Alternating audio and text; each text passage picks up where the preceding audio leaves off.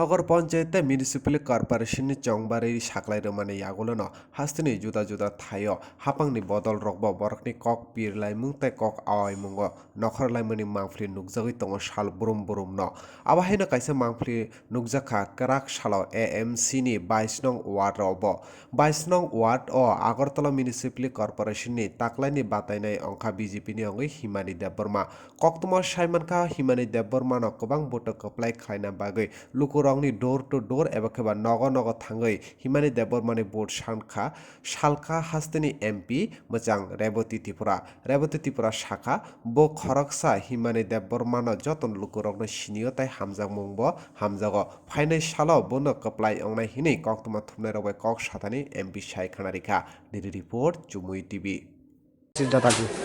দেখুন আপনার কথার মাধ্যমে পরিষ্কার যে দিদি কি সমাজসেবী, সবার সঙ্গে উনি মিশে কাজ করেন, তারপরে কাজ করতে চেষ্টা করেন এই এলাকার জননেত্রী।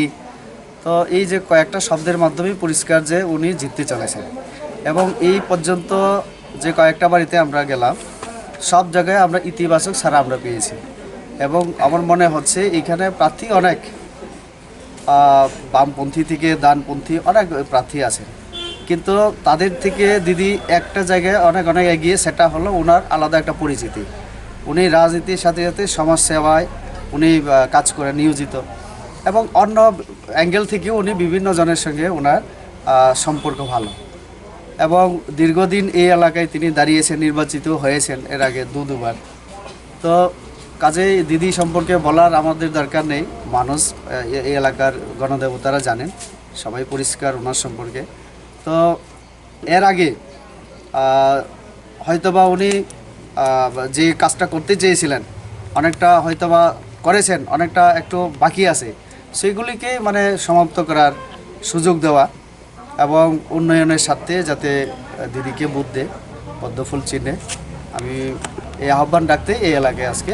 স্যার, আমরা বলতে পারি বিজেপি বিজয় মিছিলের অপেক্ষা আছে, এই কথাটা বলা যায় কি? অবশ্যই, কারণ ইতিমধ্যে আমরা বিভিন্ন জায়গায় তো বিনা প্রতিদ্বন্দ্বিতাতেও আমরা জয়লাভ করলাম। তো এখানে নির্বাচন হচ্ছে, এটাও একটা ভালো আমাদের জন্য সুযোগ, দিদির জনপ্রিয়তা আমরা যাচাই করতে পারবো। এই আগরতলায় আরও অন্যান্য সিটে যেখানে নির্বাচন হচ্ছে সব জায়গায় আমরা দেখতে পাবো যে আসলে জনগণ আমাদের সাথে কথা আছে বা কতজন নেই। তো কাজে পরিষ্কার হবে। অনেক দল তো অনেক কিছুই বলবে, কেউ বলছে খেলা হবে, কেউ বলছে অনেক কিছু।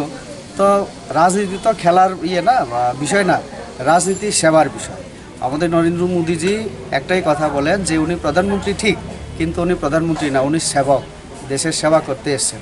তো ওনার দলের লোক আমরা, তার জন্য আমরা বলি যে রাজনীতি হচ্ছে সেবার একটা জায়গা, এখানে সেবার সুযোগ আছে, দেশের সেবা, সমাজের সেবা করার জন্য আমরা এসেছি এবং আমরা এই সেবা করতে চাই।